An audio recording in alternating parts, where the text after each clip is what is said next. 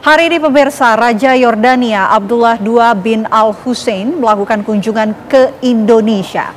Dalam kunjungan ini, Presiden Prabowo Subianto menjemput langsung kedatangan Raja Yordania di Bandara Halim Perdana Kusuma. Keduanya ini kemudian menaiki mobil yang sama menuju Istana Kepresidenan Jakarta.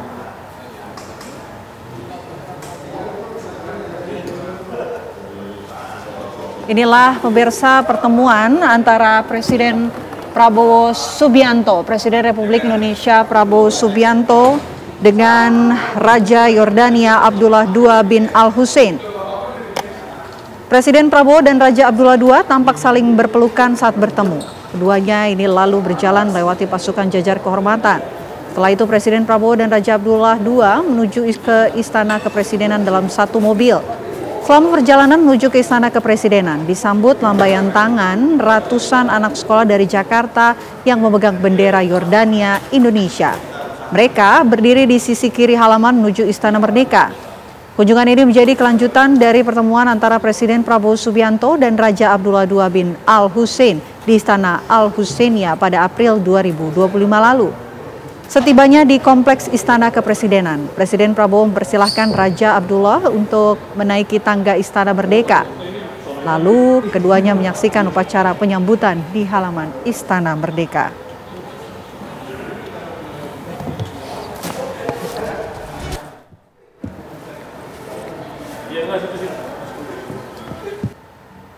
Anda kembali menyaksikan Apa Kabar Indonesia Malam pemirsa. 8 hari pasca insiden ledakan di SMA Negeri 72 Kelapa Gading Jakarta Utara, 12 korban masih menjalani perawatan intensif di Rumah Sakit Islam Cempaka Putih Jakarta Pusat. Para korban ledakan mengalami luka cukup serius pada gendang telinga dan luka bakar parah. Di posko pelayanan tertulis total ada 75 korban. Sebanyak 61 korban rawat jalan, 2 dirujuk Rumah Sakit Cipto Mangunkusumo dan Rumah Sakit Polri Kramat Jati, dan 12 korban masih menjalani perawatan intensif. Sedangkan Rumah Sakit Yarsi dari 28 korban yang dirawat, kini tersisa 6 korban dan 22 korban rawat jalan. Sementara di Rumah Sakit Pertamina Jaya tidak ada lagi korban yang dirawat inap, 7 korban menjalani rawat jalan.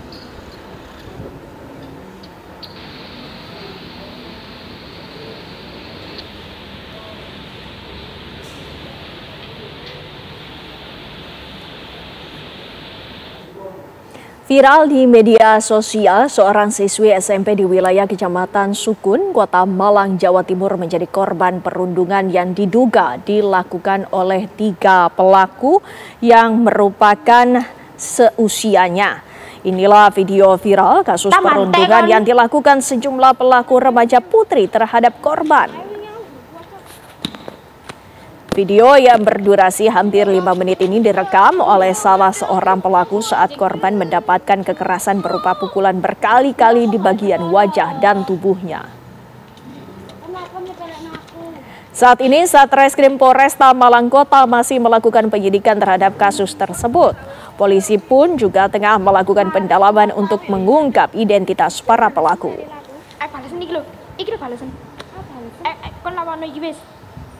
Tahan dikit nih. Tahan HP-mu deh. Ayo lah kan. Lawan lagi. Oh.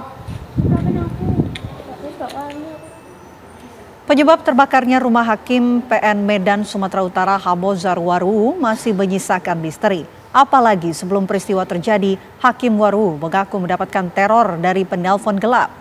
Tanya pun mencuat apakah teror terhadap Hakim Waru ada kaitannya dengan kasus korupsi jalan di Sumut yang sedang ia adili.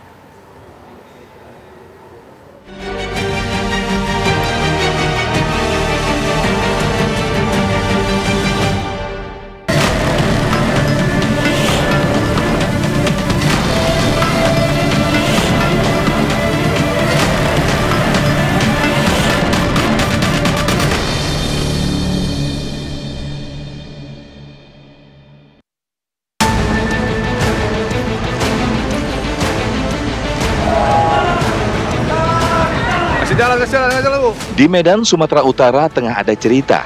rumah seorang hakim terbakar tiba-tiba ketika dirinya sedang mengadili kasus korupsi. Khamozaru Waruwu nama hakim itu. Rumah Waruwu di Kompleks Taman Harapan Indah, Tanjung Sari, Medan Selayang, diamuk si jago merah saat ia memimpin jalannya sidang.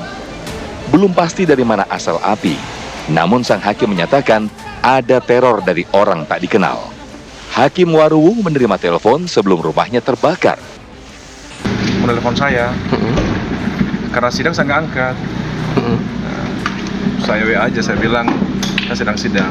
Lalu dibalas, rumah bapak terbakar. Pas ngomong begitu saya langsung shock. Saya tutup sidang langsung sama salah seorang security bawa saya dari kantor ke sini naik sepeda motor. Ya. Nah, ternyata setelah sampai di sini orang udah rame dan pintu dijebol untuk memadamkan api. Nah, waktu itu kejadian sekitar 20 menit setelah istri saya pergi, rumah dalam keadaan kosong dan tepatnya kebakar itu di tempat tidur utama, sehingga semuanya habislah. Bahkan pakaian nggak ada lagi, pakaian kantor semua nggak ada lagi. Cerita Waruwu tentu tak bisa dianggap angin lalu, apalagi dirinya tengah mengadili perkara rasuah yang menjerat pejabat di Sumatera Utara. Salah satu kasus korupsi yang sedang diadili adalah pembangunan jalan di Sumut yang membeli Topan Ginting, mantan Kepala Dinas PUPR, senilai 231 miliar rupiah. Waruwu merupakan ketua majelis hakim yang menangani kasus ini. Waruwu tak kenal kompromi mencecar siapa yang terlibat. Saudara nggak malu itu, seorang Kapolres, bayangkan itu. Hah? Malu nggak? Harusnya malu dong. Kenapa? Siapa sih Topan itu coba? Siapa? Nggak ada dulu. Siapa sih Akhiruddin siapa? Nah begitu, kan harusnya ada kehormatan yang saudara jaga dalam jabatan saudara. Ya kan? Ada kehormatan, ada harga diri yang saudara jaga. Tidak harus ke sana kemari. Waktu saya baca dakwaan, baca berita saudara, saya sedih aja loh. Saudara gimana sih? Seorang aktor, seorang kecamatan PTIK, bayangkan saudara punya karir ke depan hanya gara-gara ini. Nyesal nggak saudara dengan kejadian seperti ini? Nyesal. Kenapa? Akhirnya terus saudara di situ. Begitu saudara susah payah membangun dari saudara hanya karena masalah itu yang saudara mengendalikan diri.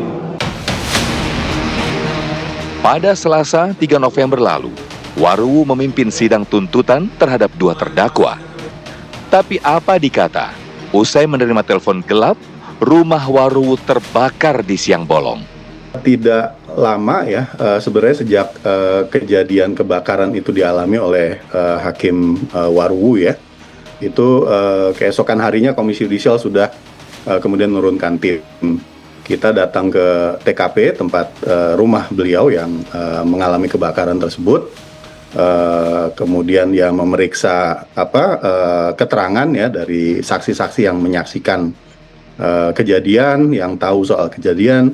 Kemudian juga kita pada akhirnya menemui Pak Waruwu di kediaman sementaranya untuk mengumpulkan bahan keterangan.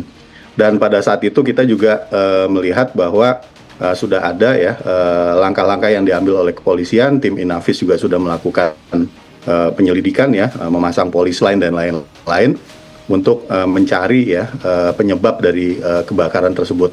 Tapi memang sejauh ini dari komunikasi kami dengan baik Hakim Waruwu, kemudian kami juga tim kami lalu ke PN Medan ya, bertemu dan berkomunikasi dengan pimpinan di Pengadilan Negeri Medan, yang mereka juga ada koordinasi internal dengan pihak Pengadilan Tinggi Sumatera Utara begitu.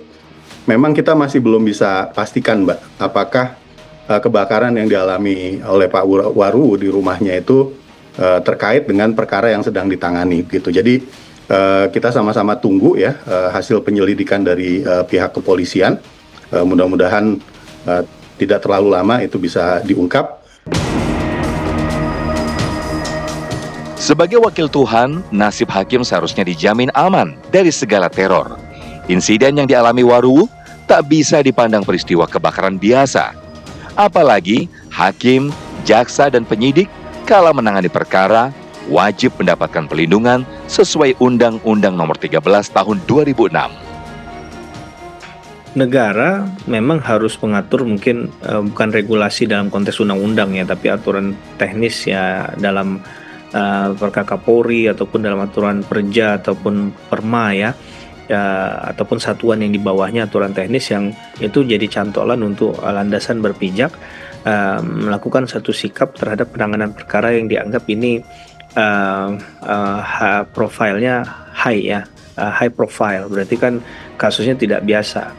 Nah, menurut saya ini mulai mungkin bisa difikirkan ya, ada regulasi secara aturan teknis dari masing-masing instansi tadi untuk membuat MOU misalnya, Memorandum of Understanding, nota kesepahaman yang bisa dilakukan secara dalam tataran praktis dengan melibatkan pimpinan-pimpinan dari lembaga instansi penegak hukum tadi untuk berkomitmen ya memberikan perlindungan hukum dalam satu perkara yang dianggap high profile.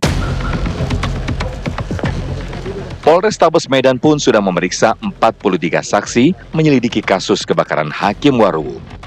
Fakta-fakta baru ditemukan. Saksi dari security, saksi dari tetangga komplek, saksi dari pemadam kebakaran, kemudian saksi dari kepolisian, dan beberapa saksi lainnya yang jumlahnya 43. Hasil keterangan para saksi ini kita ingin mengkerucutkan dari hasil-hasil secara empiris, dan kita akan padukan dari hasil Inafis yang dilakukan oleh tim Inafis Polrestabes dan tim Inafis dari Polda Sumatera Utara. Kita padukan dari dengan Puslapfor.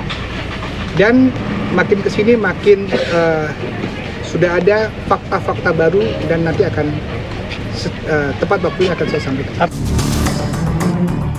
Gubernur Sumut Bobi Nasution pun menanggapi terbakarnya rumah Hakim Waruwu. Bobi bilang jika memang dibakar, pelaku ya harus cepat ditangkap. Kalau dibakar, mudah-mudahan segera ditangkap. Presiden Prabowo Subianto memiliki harapan tinggi bagi para hakim sebagai motor pemberantasan korupsi. Perhatian Prabowo itu pun dibuktikan dengan menaikkan gaji seluruh hakim. Kita minta hakim-hakim kita hidupnya baik, kualitas hidupnya baik, hidup terhormat, supaya dia tidak bisa disogok. Hakim-hakim kita tidak boleh dibeli oleh siapapun. Itu tujuan kita. Kita bertekad tidak ada kasus-kasus korupsi yang tidak bisa diselidiki. Tidak ada, no more untouchable, nggak ada yang untouchable lagi.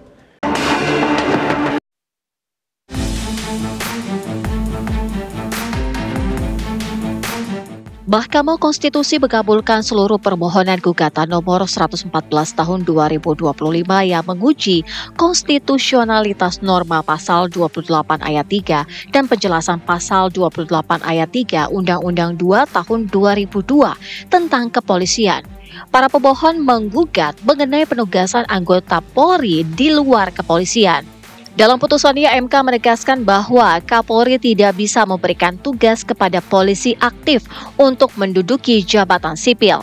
MK juga menyatakan apabila ingin menduduki jabatan sipil, polisi harus mengundurkan diri atau pensiun dari jabatannya. Berdasarkan data yang disampaikan dalam sidang MK pada September lalu, tercatat 4.351 personel Polri yang ditugaskan dalam jabatan sipil.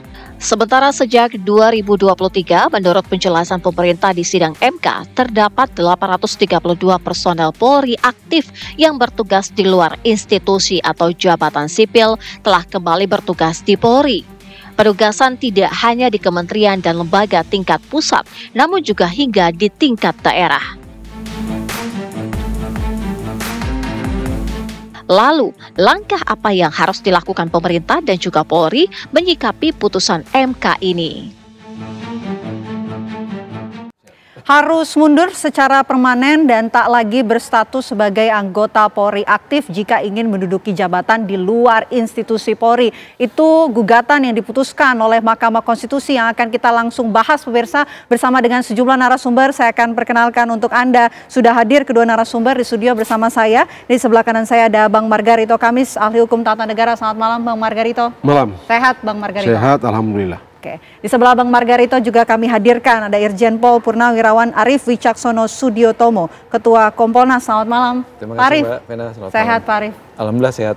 Oke, kita terlebih dahulu menuju ke Pak Arief ya. Pak Arief, kalau dari Kompolnas melihat putusan MK yang kemudian mengabulkan gugatan terhadap aturan kepolisian di jabatan sipil. Jadi anggota kepolisian harus mundur secara permanen nih Pak. Tidak lagi berstatus sebagai anggota Polri jika ingin duduk jabatan di jabatan sipil. Seperti apa menurut Anda? Ya, terima kasih Mbak Vena. Yang pertama pastinya kita harus menghormati putusan MK tadi. Tadi barusan ada penjelasan dari Menseknek, itu adalah final dan mengikat tadi yang kami lihat. Oke. Nah yang kedua, di dalam pasal 28 ayat 3 Undang-Undang Nomor 2 2003 kan sudah jelas dikatakan bahwa apabila ada anggota Polri yang masih aktif mau menduduki jabatan sipil, dia harus ada dua pilihan, mengundurkan diri atau pensiun dini. Itu aja Mbak yang bisa kami sampaikan. Oke. Kalau dari Bang Margarito melihatnya seperti apa putusan MK ini Bang? Begini, putusan MK itu sama sekali tidak menyatakan polisi dan atau tentara, polisi lah dalam kasus ini gitu ya, harus mundur dari jabatan, dari statusnya sebagai polisi bila dia ditempatkan di jabatan sipil. Sama sekali tidak ada. Amar putusan Mahkamah Konstitusi itu isi 3, cuma amar. Satu, mengabulkan permohonan pemohon.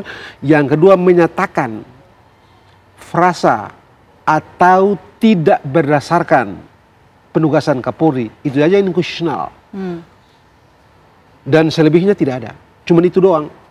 Putusan ini mengikat, diperintahkan dimuat dalam lembaga negara. Itu isi putusan, nggak ada yang lain. Begitu itu ya, satu. Yang kedua, tadi di VT kan bilang itu atau kita ambil saja itu pasal 228 ayat 3 itu ya, polisi harus mengundurkan diri dari jabatannya sebagai statusnya sebagai anggota polisi kalau menduduki jabatan di luar polisi gitu ya. Dari segi penalaran hukum, kalau orang udah berhenti, kayak beliau ini udah berhenti, bagaimana kapasitas hukum, elemen kapasitas hukum apalagi yang dimiliki oleh beliau untuk dijadikan dasar masuk ke jabatan sipil? Selesai. Jadi enggak fair, itu satu ya.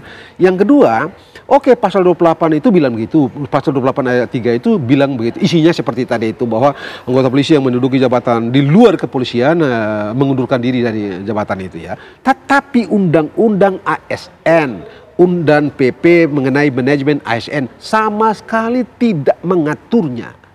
Praktis, undang-undang ASN, PP mengenai manajemen ASN, semuanya membenarkan tidak hanya anggota polisi, tapi juga prajurit TNI sah menduduki jabatan atau memegang jabatan di institusi non-polisi.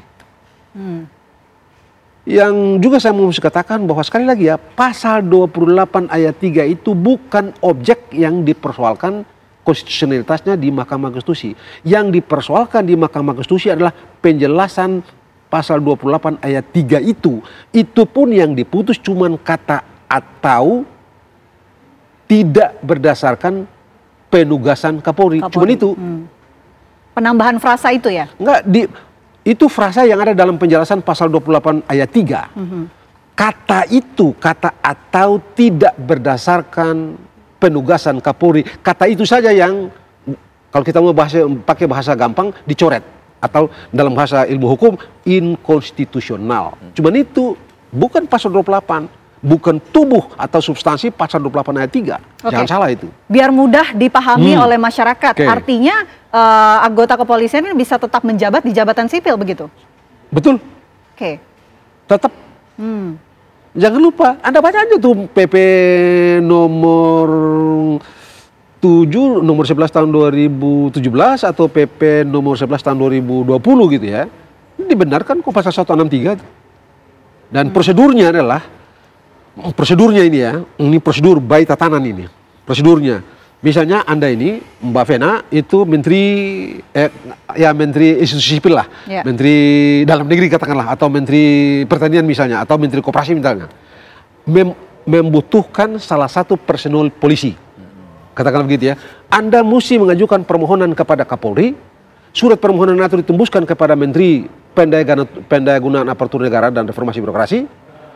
Kalau menteri itu setuju, Menteri Pendayagunaan Aparatur Negara itu setuju, barulah Anda Kapolri terbitkan SK, lalu diproses sesuai dengan proses yang tersedia di dalam di institusi itu. Oke, baru bisa diproses. Baru bisa diproses. Jadi Kapolri itu tidak punya hak menunjuk-nunjuk orang, kamu pergi sana, kamu sini, kamu sini. Enggak. Dari segi hukum. Dari segi penalaran normal saja gitu ya, penalaran umum saja begitu ya. Anda ini Kapolri, sebut saja begitu gitu. Bagaimana Anda mau datang atur-atur rumah tangganya kementerian? Bagaimana ceritanya? Jadi karena itu tadi saya bilang prosedurnya begini. Prosedur ini berlaku baik Polri maupun TNI. Kalau Anda ini butuh personil TNI, Anda juga bersurat kepada Panglima. Panglima tidak bisa menempatkan orang, nggak bisa. Sama itu prosedurnya. Anda butuh personil, ajukan permohonan kepada Panglima, dan tembusannya kepada Menpan RB, dia setuju, barulah diproses. Sama itu. Gitulah kurang lebih. Pak Arief, kalau dari Kompolnas gimana? Sepakatkah atau ada hal lain yang ditangkap oleh Kompolnas dari putusan MK ini? Ya, jadi untuk lebih jelasnya, tetap anggota Polri aktif itu bisa saja menduduki jabatan di kementerian atau lembaga sipil, tetapi yang memiliki tugas yang sama, Mbak. Maksudnya tugas di bidang hukum atau penegakan hukum. Nah, contoh nih, Mbak, contoh nyata yang dibilang sama Bang Margarito itu. Jadi institusi yang akan dituju itu harus membuat surat ke Kapolri, mau minta anggota polisi. Contoh, kami sendiri pernah mengalami di BNN, Mbak. Dibuat surat, kemudian Kapolri juga akan memerintahkan supaya saya ikut seleksi open bidding, Mbak. Open bidding di BNN. BNN ini kan Badan Narkotika Nasional, itu memerlukan mereka-mereka yang punya pengalaman di bidang hukum minimal 5 tahun, kemudian yang narkoba at least 2 tahun. Nah, kami sudah diseleksi sesuai dengan tahapan-tahapan dan akhirnya terpilih. Kemudian sampai paling terakhir itu adalah tim penilai akhir yang diketuai oleh Bapak Wakil Presiden.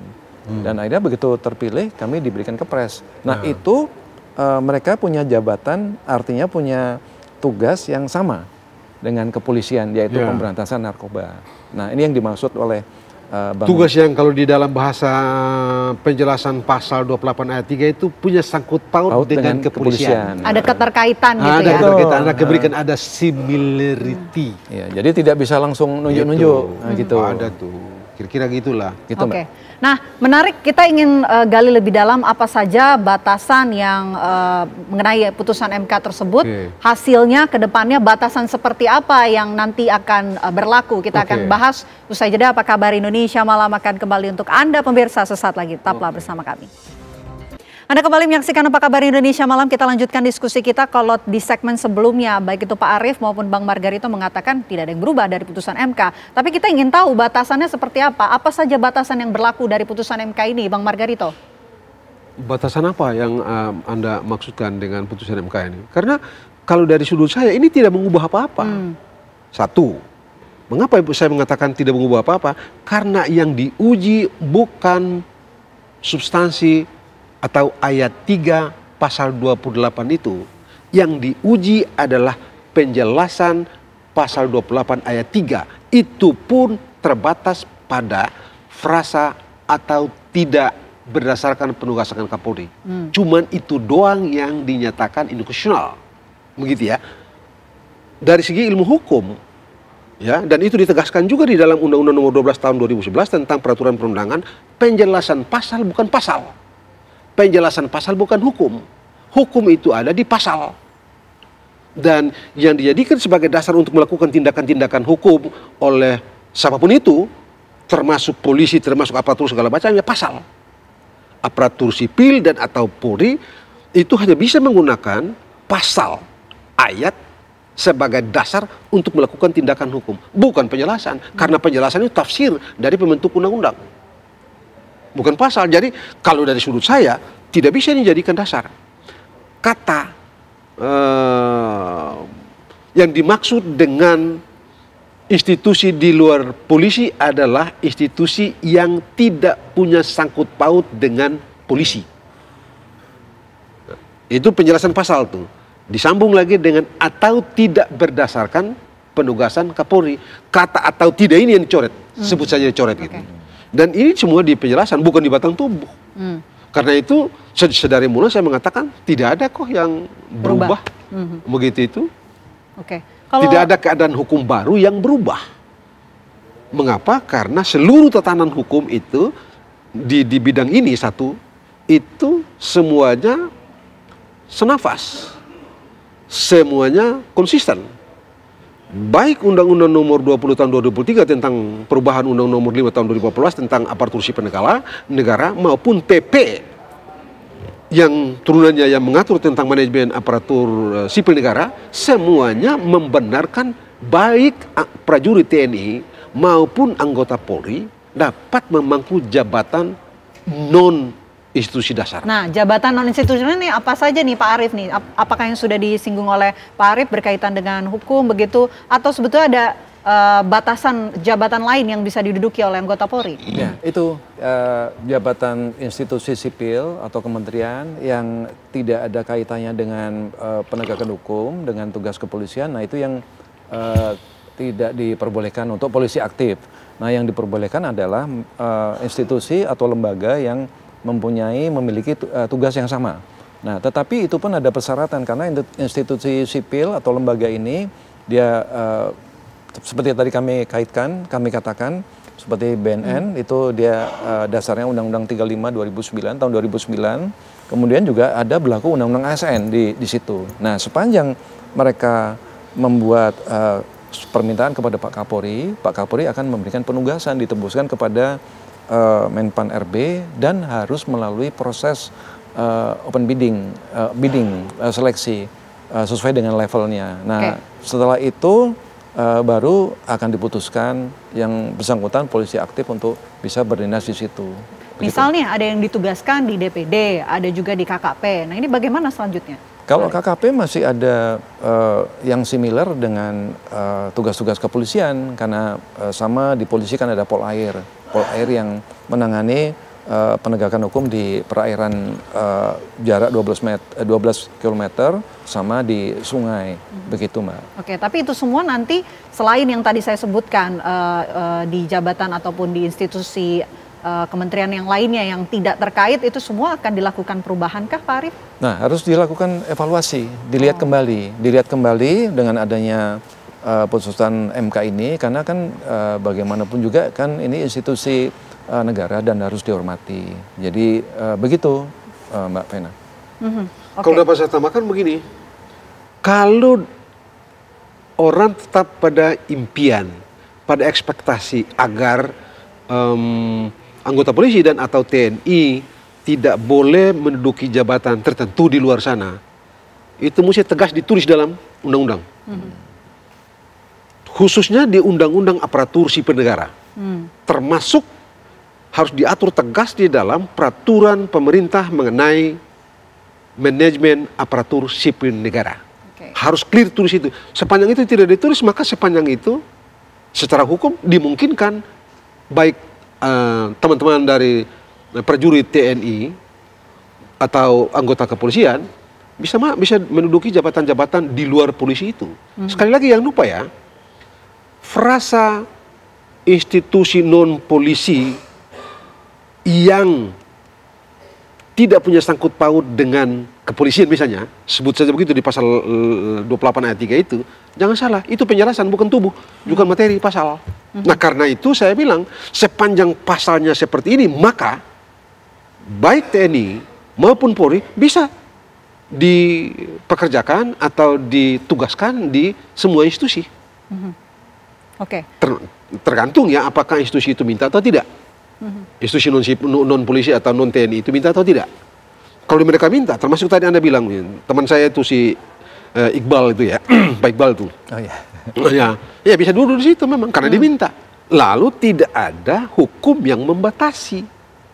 Itu masalahnya. Berbeda dan misalnya kalau Anda mau menjadi memangku jabatan elected official, misalnya jadi gubernur, menjadi anggota DPR. Karena di undang-undang tentang pemilihan DPR, DPD dan DPRD itu mengharuskan TNI dan atau polisi harus berhenti dari polisi dan atau TNI baru bisa calon. Kalau tidak, Anda gugur. Nah, gitu itu. Jadi di Undang-Undang ASN kan tidak ada tuh ketentuan itu.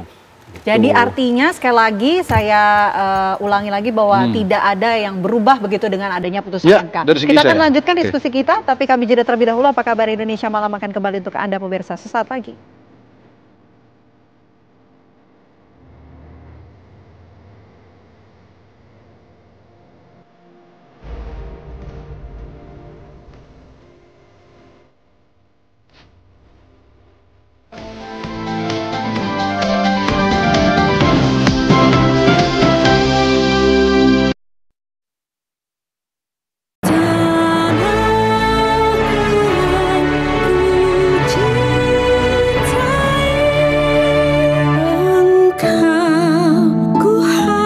Bersama membangun tanah air dengan Mortar LM.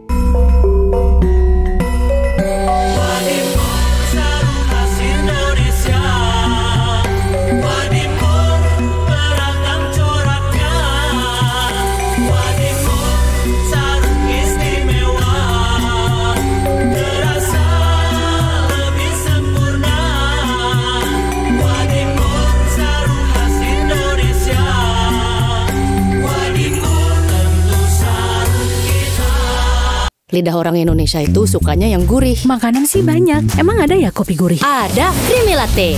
Dibuat dari kopi grade Brazil, gurih susu New Zealand. Benar, gurih. Iya, gurih. Creamy Latte, kopi latte, gurih. Kenapa aku pilih Le Mineral? Soalnya cuma ini nih yang masih ada segelnya. Debu jadi nggak akan masuk di sela-sela tutup botolnya. Benar, Le Mineral disegel secara khusus sehingga terjamin kebersihannya. Le Mineral.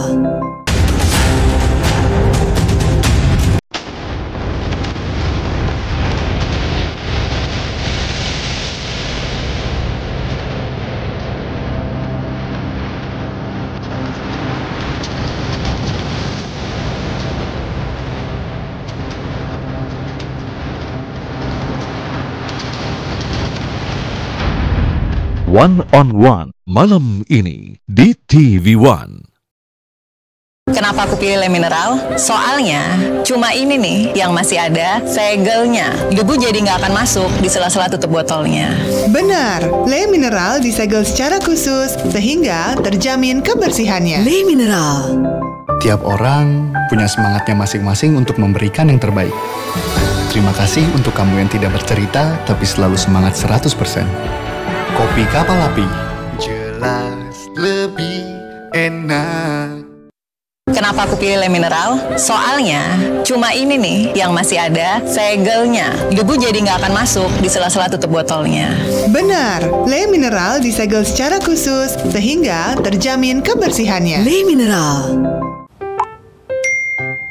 Makan malamnya mana? Dia bilang makan malam aman. Tenang dulu, dengan secangkir sari wangi, jadi tenang kemudian. Tanda tanyanya hilang. Tapi cintaku padamu gak akan hilang. Setiap hari selalu ada kabar yang menjadi perhatian utama. Ketua Umum Kamar Dagang dan Industri atau Kadin Indonesia, Anindya Novian Bakri, hadir dalam forum Forbes CEO Conference yang digelar di Jakarta. Menjadi catatan penting bagi semua. Timnas Indonesia tampil penuh percaya diri menghadapi Arab Saudi di Stadion King Abdullah Sports City, Jeddah. Tim pelatih bisa memotivasi pemain. Udah ini kapan lagi? Now or never. Kabar utama setiap hari live di TV One.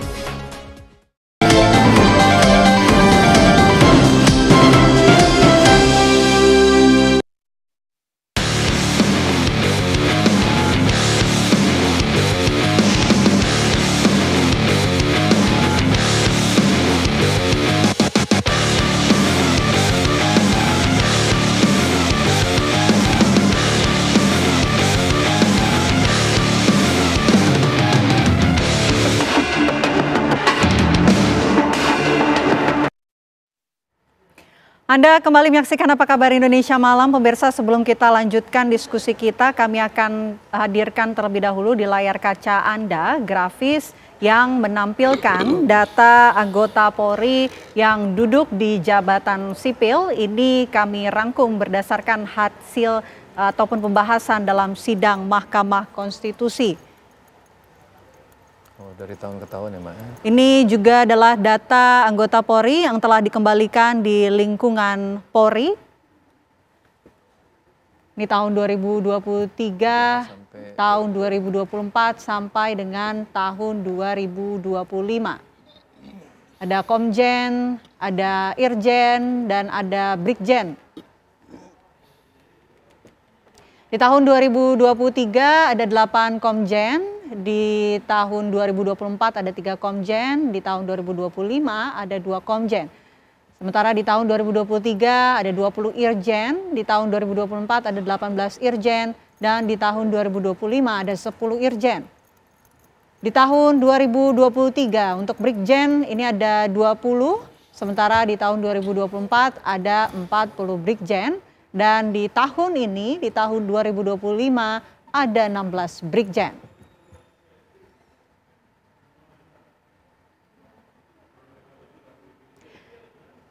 Selanjutnya kami hadirkan data untuk perwira menengah. Kalau tadi adalah data untuk perwira tinggi, ini adalah data untuk perwira menengah. Di tahun 2023 ada 27 kombes, di tahun 2024 ada 34 kombes, tahun 2025 ada 23 kombes.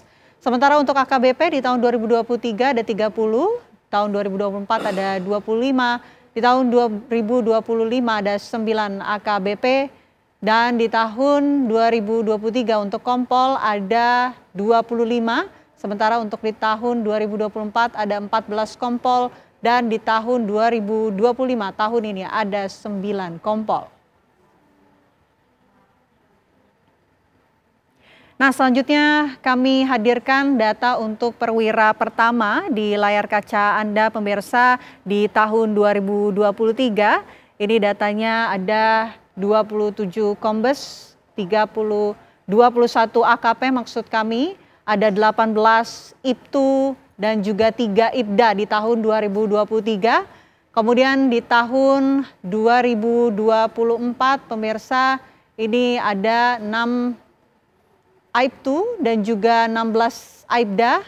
Kemudian di tahun 2025 ada 1 IPTU dan 9 IPDA.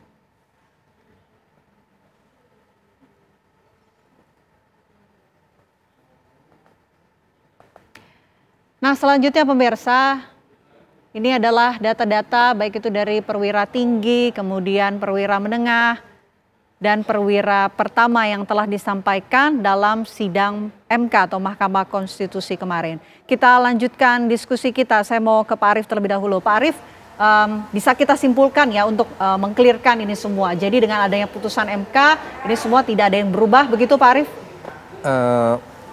Ini adalah suatu momen atau masukan yang sangat baik kepada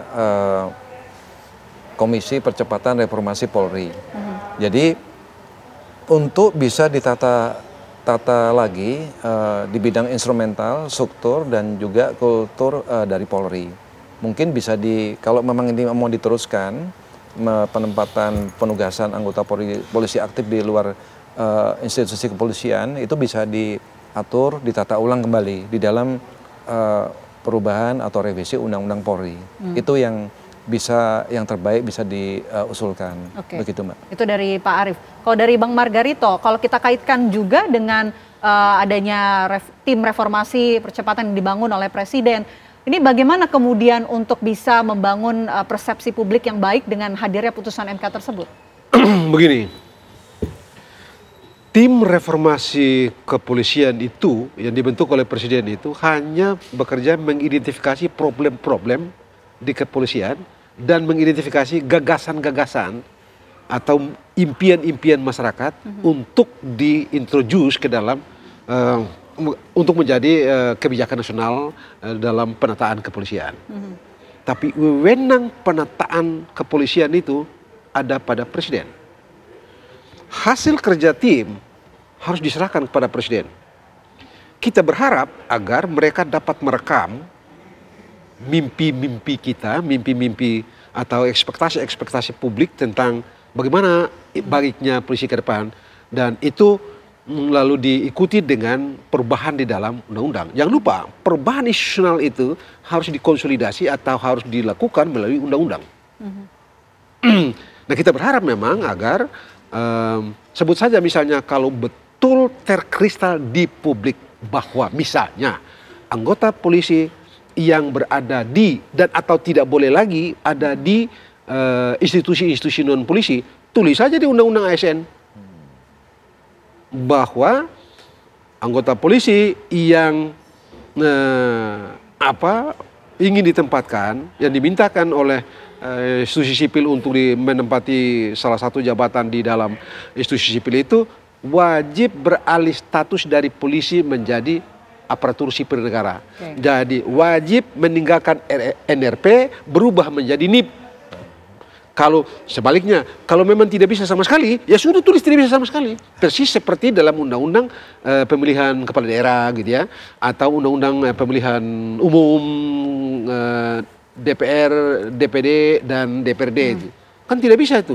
Polisi dan tentara, bahkan PNS yang mau jadi calon anggota DPR atau jadi calon gubernur atau bupati wajib berhenti, titik, tidak ada debat. Tulis saja situ, kalau Anda mau teman-teman polisi tidak boleh masuk di institusi sipil, ya sudah tulis di undang-undang tentang ASN dan PP manajemen ASN, tulis seperti itu. Tidak boleh ada anggota polisi misalnya begitu yang memangku jabatan di institusi sipil, clear, tidak ada debat. Jangan atau kalau anggota polisi mau jadi sipil, memang jabatan sipil, wajib beralih status dari polisi menjadi pegawai negeri sipil. Jadi wajib meninggalkan NRP, berubah menjadi NIP, clear. Tapi kalau aturan seperti sekarang, ya begini jadinya. Mau apa? Aturannya membenarkan untuk baik TNI maupun anggota polisi memegang jabatan di institusi sipil melalui sejumlah serangkaian prosedur. Begitu tatanan kita hari ini. Di masa depan kalau memang kita menghendaki agar polisi tidak boleh lagi pegang jabatan sipil, tulis dalam undang-undang, baik di undang-undang TNI, maupun di undang-undang polisi, maupun dalam undang-undang ASN, juga dalam PP mengenai manajemen ASN. Tulis di situ dan selesai urusan. Oke, baik. Saya mau ke Pak Arief. Pak Arief, di Polri sebetulnya struktur jenjang karir merit system seperti apa, Pak? Ketersediaan pos-posnya dengan jumlah personil apakah memadai? Nah, ini yang sebetulnya juga jadi ganjalan juga nih. Sebetulnya rasio polisi di Indonesia dengan standar dari United Nations PBB ini masih kurang. Kalau jumlah Polri kalau nggak salah 450.000, kemudian sipilnya ada sekitar 20.000, itu dibanding dengan jumlah penduduk Indonesia yang 275 juta kalau tidak salah. Masih kurang berapa persen kira-kira? Rates-nya dari United Nations bisa 1 petugas banding 10 masyarakat. Betul. Nah, jadi kalau kami berpikir banyak sekali tadi berapa? 4.351 dari perwira tinggi sampai bintara kami lihat tadi. Nah, ini kan sangat disayangkan padahal mereka ini dibutuhkan. Padahal dari polisi sendiri mengatakan kekurangan, Bang. Kekurangan anggota polisi. Ini aja masukan untuk Mbak Vena untuk bisa jadi bahan pemikiran. Begitu. Oke. Bang Margarito. Ya, saya rasa reasonable ya, dari beliau bilang itu tadi, kalau rasio berdasarkan standar United Nations itu 1 polisi dibanding dengan 10 rakyat diurus oleh seorang polisi misalnya, lalu kita lihat kenyataan sekarang ini jelas timpang gitu ya. Tapi ini kan sangat tergantung pada politik nasional kita, bagaimana menangani polisi. Kalau memang kita menghendaki sudah karena kita ini kekurangan polisi begitu, maka jangan lagi ada polisi yang ada di institusi sipil, tulis itu dalam undang-undang, baik di undang-undang Polri maupun dalam undang-undang aparatur sipil negara. Clear, tidak ada perdebatan. Biar clear ya. Clear perdebatan. Baik, tentu kita tunggu ya bagaimana kemudian respon dan juga langkah selanjutnya yang akan diambil oleh pemerintah maupun DPR. Terima kasih Bang Margarito, terima kasih Pak Arief sudah bergabung bersama kami di Apa Kabar Indonesia Malam. Dan pemirsa, apa kabar Indonesia Malam masih akan menghadirkan informasi menarik lainnya bersama dengan Windy Wellingtonia. Windy? Ya, Vena Kintanda juga pemirsa, kami akan menghadirkan sejumlah informasi usai jeda, di antaranya bangunan 3 lantai mengalami kebakaran sesaat lagi. Pemirsa, bangunan 3 lantai yang dijadikan mes karyawan warteg di Jalan Alpukat, Grogol, Petamburan, Jakarta Barat terbakar pada Jumat siang. Diduga kebakaran dipicu akibat kebocoran tabung gas pada saat aktivitas memasak. Asap hitam terlihat dari bangunan 3 lantai yang berada di Jalan Alpukat, Grogol, Petamburan, Jakarta Barat pada Jumat siang. Terlihat api menjalar dari lantai 2 hingga ke lantai 3. 13 unit mobil pemadam kebakaran Jakarta Barat dikerahkan untuk memadamkan api. Kurang dari 1 jam api berhasil dipadamkan oleh petugas. Tidak ada korban dalam peristiwa ini.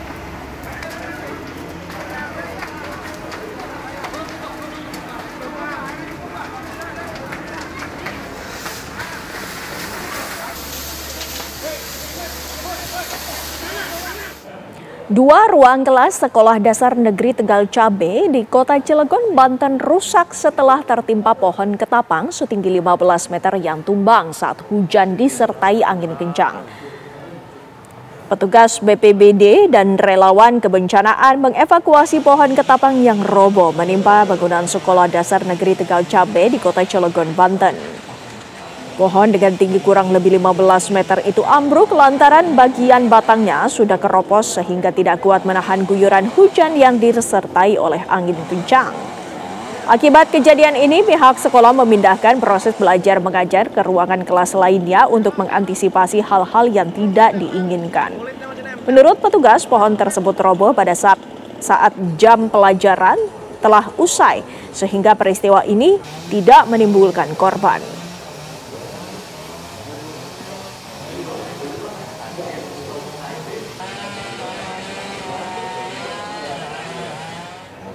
Kita beralih ke kabar lainnya, pemirsa. Tim SAR kembali temukan 1 jenazah korban longsor di Desa Cibenying, Majenang, Jawa Tengah.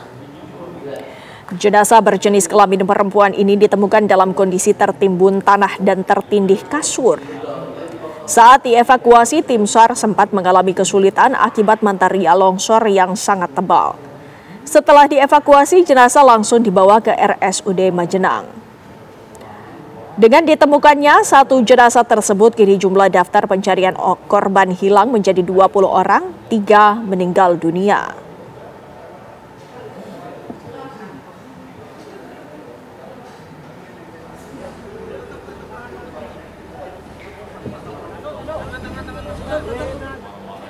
Pasca longsor di Majenang, Cilacap, Jawa Tengah, petugas gabungan TNI Polri, Basarnas masih terus melakukan puluhan pencarian dari puluhan korban yang masih hilang tertimbun material tanah. Sejumlah alat berat dikerahkan untuk mencari korban yang belum ditemukan. Lantaran tumpukan material tanah longsor mencapai lebih dari 10 meter, sejumlah alat berat dikerahkan untuk mencari korban yang belum ditemukan.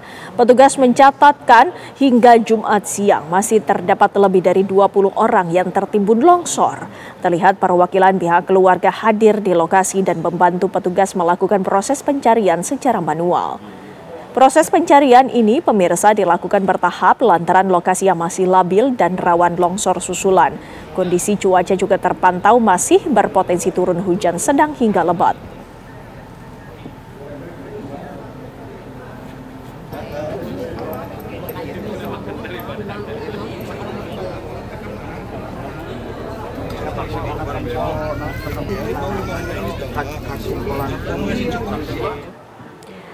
Pemirsa, kami akan mengajak Anda untuk mengetahui bagaimana kondisi terkini bersama Aditya Triwahyudi yang berada di lokasi.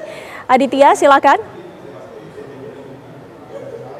Ya, Windy Wellingtonia, saat ini saya berada di RSUD Majenang, tepatnya di bagian instalasi pemulasaran jenazah atau IPJ RSUD Majenang.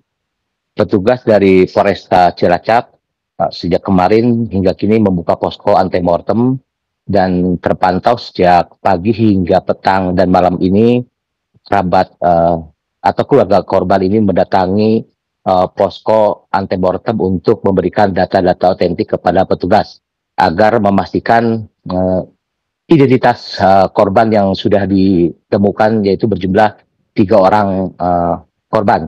Pihak RSUD Majenang merilis bahwa ketiga korban tersebut berjenis kelamin perempuan yang usianya 14 tahun, 20 tahun, dan kisaran 30 tahun.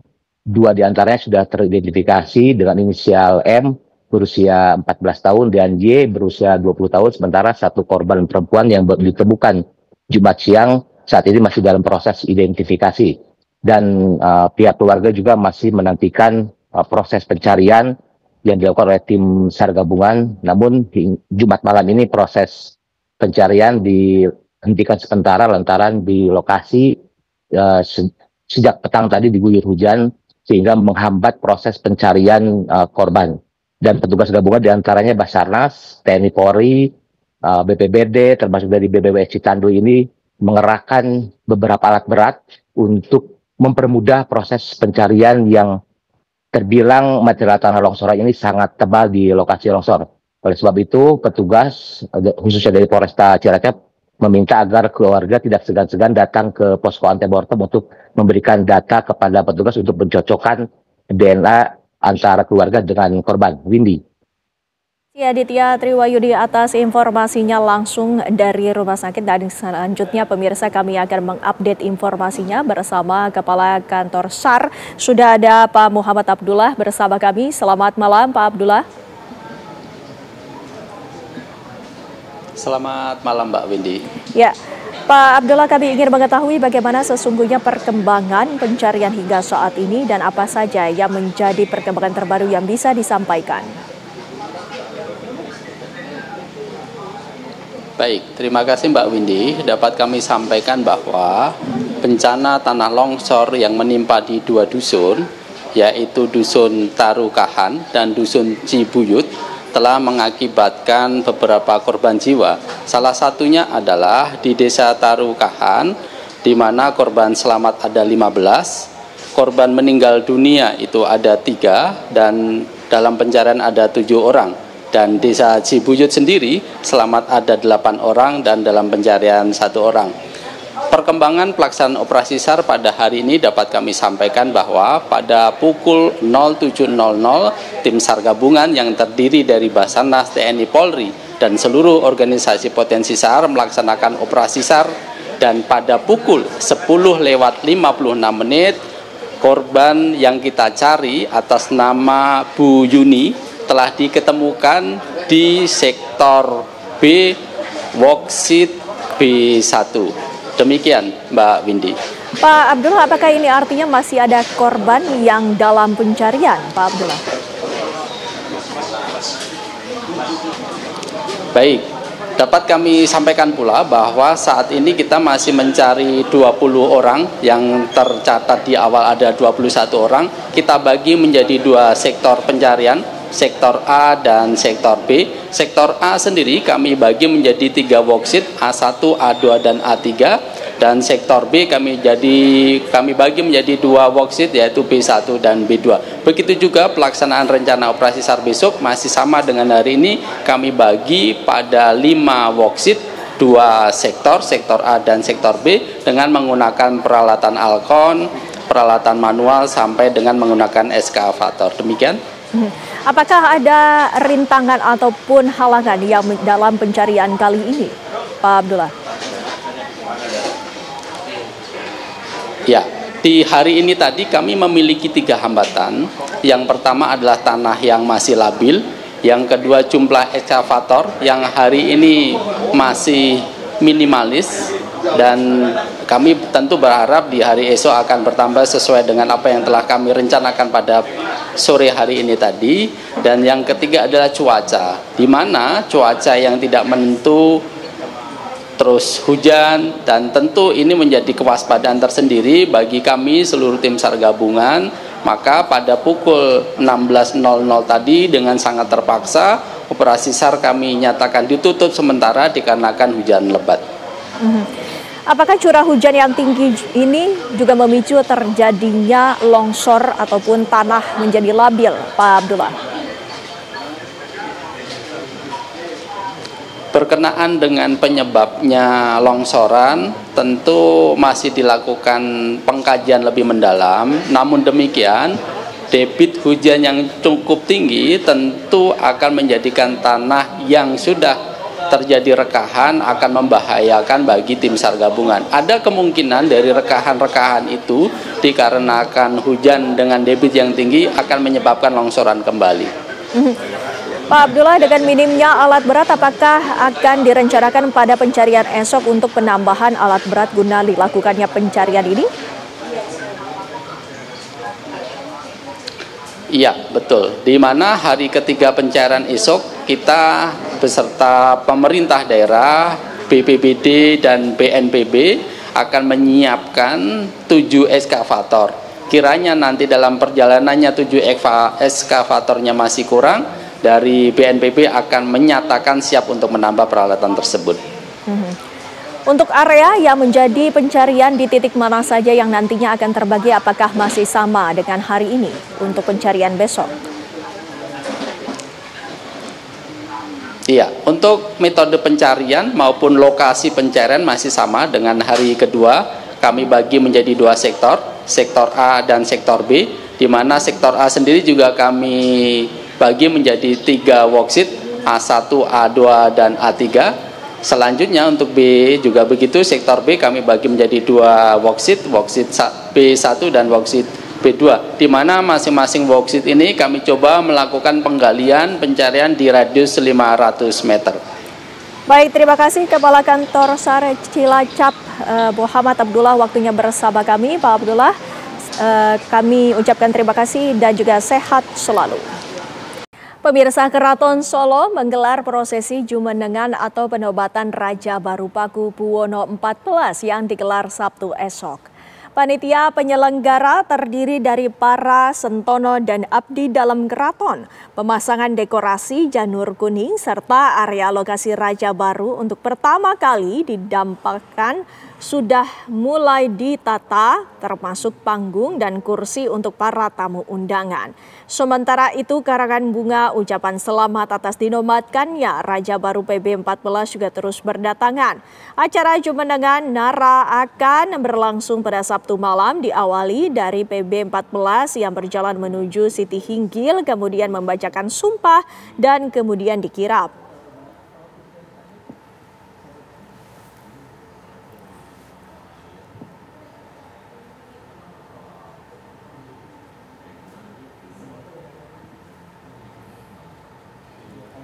Lantas bagaimana persiapannya untuk acara esok? Kami akan tanyakan kepada Agus Sabtono yang berada di sana. Silakan Agus. Ya, selamat malam Nindi dan juga pemirsa. Benar sekali bahwa persiapan terus dilakukan oleh pihak Keraton Kasunanan dalam rangka menyambut Jumenengan besok ataupun penobatan Raja Baru Paku Buwono ke-14.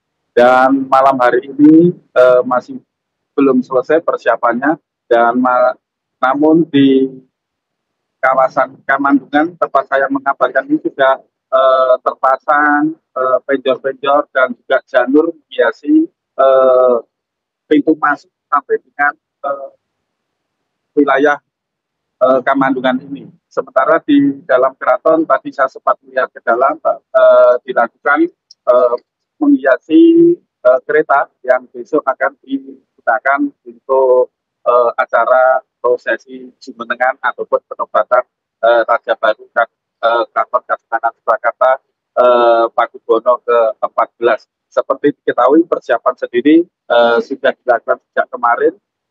Pihak keraton mengadakan rapat keluarga besar Keraton Kasunanan Surakarta dan hari ini juga dari pagi sudah dilakukan persiapan untuk memasang beberapa arah ataupun seperti janur ini dari pintu masuk hingga wilayah Ori Kamandungan ini.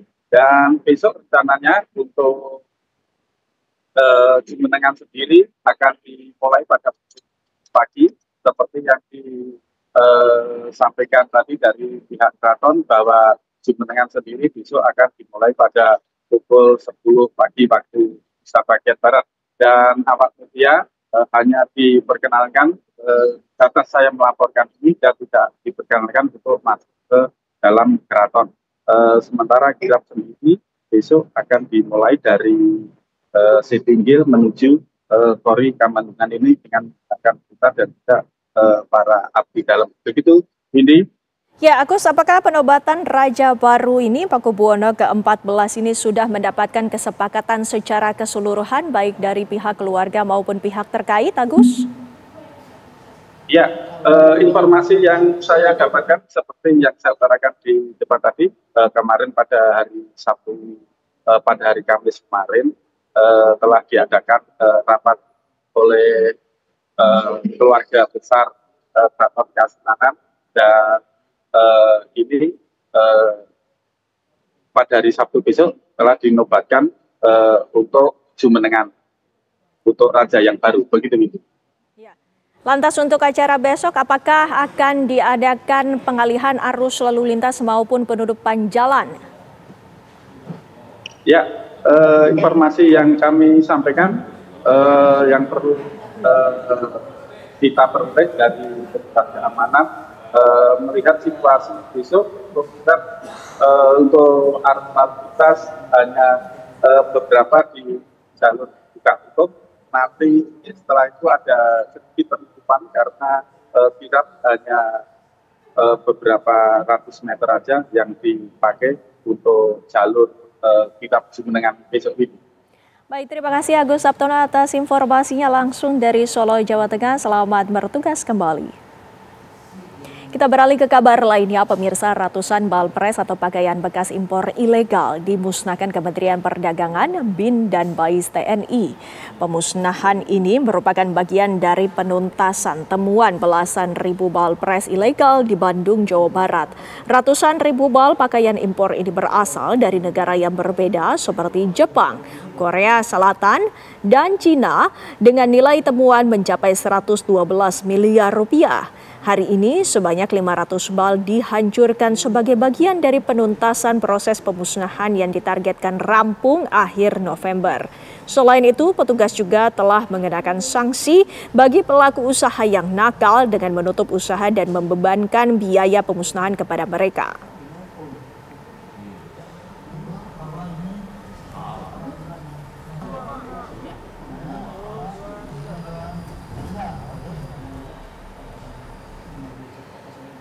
Delapan hari pasca insiden ledakan di SMA Negeri 72 Kelapa Gading, Jakarta Utara, 12 korban masih menjalani perawatan intensif di Rumah Sakit Islam Cempaka Putih, Jakarta Pusat. Para korban ledakan mengalami luka cukup serius pada gendang telinga dan luka bakar di bagian paha. Di posko pelayanan tertulis total ada 75 korban. Sebanyak 61 korban rawat jalan, 2 dirujuk ke Rumah Sakit Cipto Mangunkusumo dan Rumah Sakit Polri Kramat Jati, serta 12 korban masih menjalani perawatan secara intensif. Sedangkan Rumah Sakit Yarsi, dari 28 korban yang dirawat, kini tersisa 6 korban dan 22 korban masih menjalani rawat jalan. Sementara di Rumah Sakit Pertamina Jaya tidak ada lagi korban yang dirawat inap, 7 korban menjalani rawat jalan.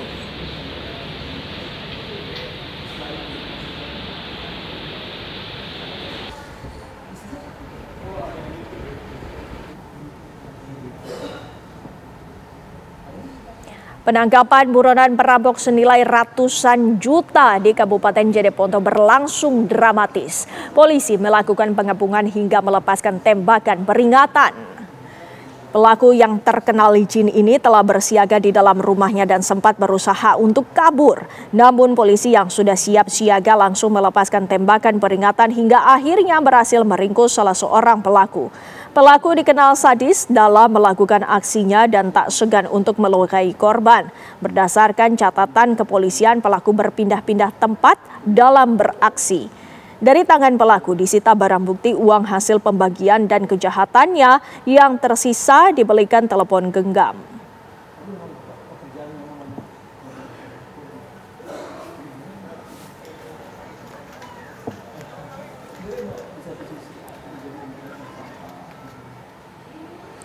Pemirsa, viral di media sosial, seorang oknum anggota polisi melakukan kekerasan terhadap 2 anggota polisi baru di Kupang, Nusa Tenggara Timur.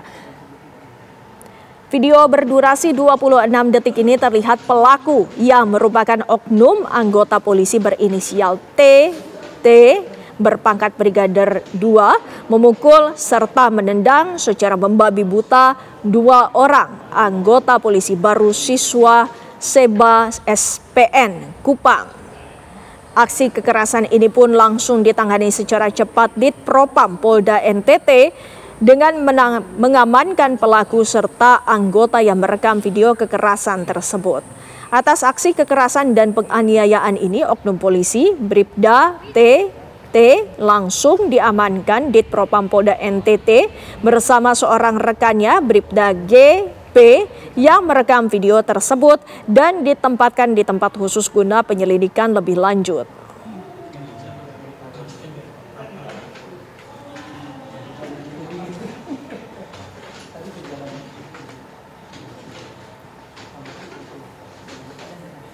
Pemirsa, sebanyak 26 bangunan liar yang didirikan warga di Jalan Karet Tengsing, Tanah Abang, Jakarta Pusat untuk berdagang Jumat pagi dibongkar paksa oleh petugas penanganan prasarana dan sarana umum Kecamatan Tanah Abang. Satu per satu, 28 bangunan liar dibongkar oleh petugas PPSU Kecamatan Tanah Abang. Bangunan liar tersebut dibongkar paksa dengan alat manual. Pembongkaran ini dilakukan selain lingkungan sekitar sudah kumuh, juga akan dilakukan pengaspalan jalan yang sudah 30 tahun belum juga diaspal. Tidak ada perlawanan atas pembongkaran yang dilakukan oleh petugas PPSU. Menurut warga, mereka ikhlas walaupun tidak ada pergantian uang kerohiman atas bangunannya yang dibongkar.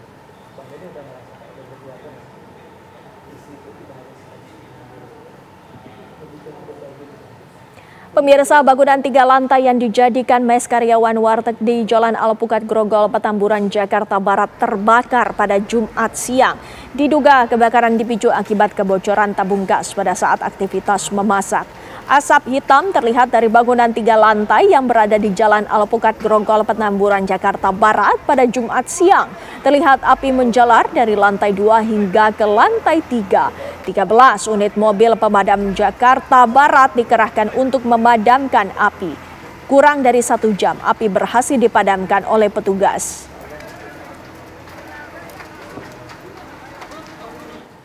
Pemirsa, informasi tadi sekaligus menutup perjumpaan kita pada malam hari ini. Saya Windy Wellingtonia. Dan saya Vena Kintan. Sesaat lagi pemirsa, Anda dapat menyaksikan program One on One bersama Maria Assegaf yang akan membahas menanti gebrakan Komisi Reformasi Polri bersama dengan Ketua Komisi Reformasi Polri. Kami dari Apa Kabar Indonesia Malam pamit undur diri. Terima kasih atas kebersamaan Anda pemirsa.